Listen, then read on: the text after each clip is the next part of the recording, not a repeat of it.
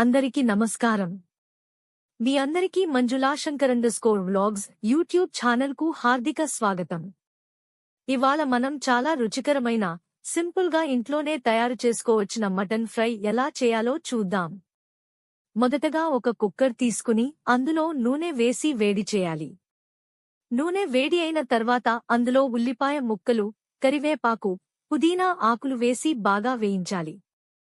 ఇవి బంగారు రంగులోకి మారేవరకు కలుపుతూ వేపాలి. ఇప్పుడు వాసన వస్తున్న ఉల్లిపాయల్లో మటన్ ముక్కలు వేసి మళ్లీ బాగా కలపాలి. ఇప్పుడు మసాలా వేసే టైం వచ్చింది.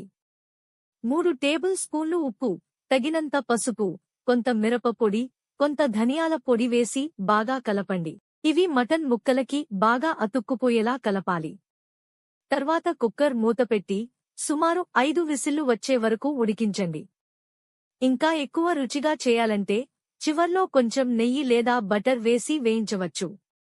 ఇవి చాలా రుచిగా ఉంటాయి. రైస్, రోటీతో కూడా బావుంటుంది. ఇలాంటివి మరిన్ని చూడాలంటే మంజులాశంకర్_వ్లాగ్స్ ఛానల్ను సబ్స్క్రైబ్ చేయండి. ధన్యవాదాలు.